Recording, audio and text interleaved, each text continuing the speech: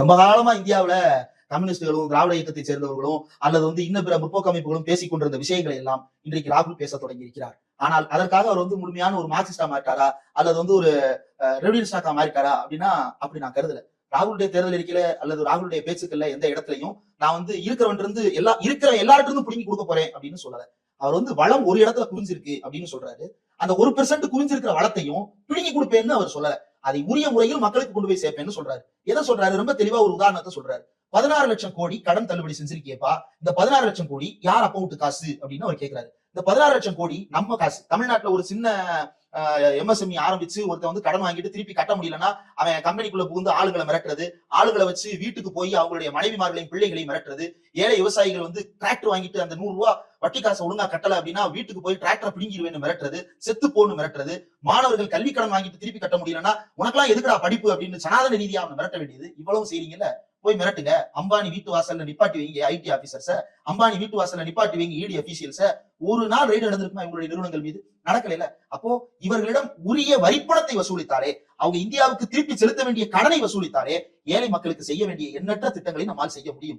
அப்படி எதையும் செய்ய விடாமல் மொத்த வளங்களையும் அம்பானியிடமும் அதானியிடமும் முடக்கி வைத்திருப்பது இந்த அரசாங்கம் தான் அப்படின்ற விமர்சனத்தை வைக்கிறதுல என்ன தப்பு இருக்கு?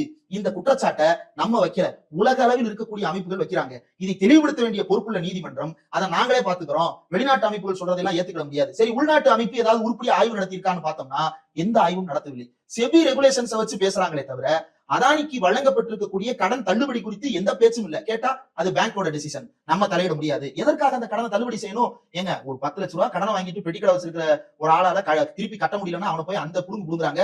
10 லட்சம் கோடி கடன் வாங்கிட்டு ஒருத்தர் வெளிநாட்டுக்கு மோடியோட சேர்ந்து சுத்திக்கிட்டு இருக்கிறான், அவனுக்கு ரைட் ஆஃப் பண்றீங்க அப்படின்னா என்ன மாதிரியான லாஜிக் இது அப்படின்றது நியாயமான கேள்வி. இந்த நியாயமான கேள்விக்கு பதில் சொல்ல அவர்களால் முடியாது. காரணம், அவர்கள் இவர்களுக்கு ஆதரவானவர்களாகத்தான் இருக்கிறார்கள். ஏழைகளுக்கு ஆதரவானவர்களாக இருந்திருந்தால் நிச்சயமாக பதில் சொல்லி இருக்க முடியும். அவங்க ஏழைகளுக்கு ஆதரவாக இல்லாமல் அம்பானிக்கும் அதானிக்கு ஆதரவாக இருப்பதன் வெளிப்பாடுதான் இன்றைக்கு அவருடைய அலறல்.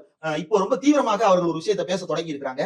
முந்தா நேத்து கூட ஸ்வராஜ்யால பார்த்தேன், ஒரு ஆன்டி கம்யூனிஸ்ட் ப்ரொபகண்டா பழைய பேச்சு ஒண்ணு எடுத்து போட்டிருக்காங்க, ராஜாஜியோட எடுத்து போட்டிருக்காங்க.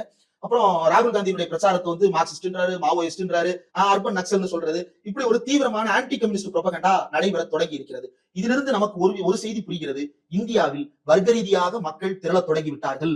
ஒடுக்கப்பட்ட வர்க்கத்தினர் அத்தனை பேரும் விழித்துக் கொள்ள தொடங்கி விட்டார்கள். அது மோடியை அச்சுறுத்த தொடங்கி இருக்கிறது. பாட்டாளி வர்க்கத்தினர் ஒன்றுபட தொடங்கி இருக்கிறார்கள். தாங்கள் எல்லாம் வேலையற்றவர்களாக வஞ்சிக்கப்பட்டிருக்கிறோம், தாங்கள் எல்லாம் வருமானமற்றவர்களாக தள்ளப்பட்டிருக்கிறோம், தாங்கள் எல்லாம் வளமற்றவர்களாக முடக்கப்பட்டிருக்கிறோம் என்கின்ற குரல் இந்தியா முழுவதும் ஒலிக்க தொடங்கிவிட்டது. அந்த ஒலிக்கும் குரல் ஒரு வர்க்க ஒற்றுமையை உருவாக்கிவிட்டால் அது நம்முடைய அஸ்திவாரத்தை ஆழமாக பாதித்து விடும் அப்படின்ற புரிதல் அவர்களுக்கு வந்துவிட்டது. அதனாலதான் ஒரே ஒரு மாநிலத்தில் ஆட்சியில் இருக்கக்கூடிய கம்யூனிஸ்டுகளை பார்த்து இவ்வளவு அலறை அவர் வெளிப்படுத்திக் கொண்டிருக்கிறார். காங்கிரஸ் கட்சியை பார்த்து கம்யூனிஸ்ட் இருக்கின்றாரு, முஸ்லீம் லீக் இருக்கின்றாரு, இன்னும் என்னென்னமோ சொல்லுவாரு. ஆனா தன்னுடைய சொந்த கட்சியினுடைய தேர்தல் அறிக்கையை பற்றி ஒரு கூட்டத்தில் கூட பேசுவதற்கு அவர் தயாராக இல்லை என்பதிலிருந்தே புரிகிறது எது மக்களுக்கான அறிக்கை, எது மக்கள் விரோத அறிக்கை.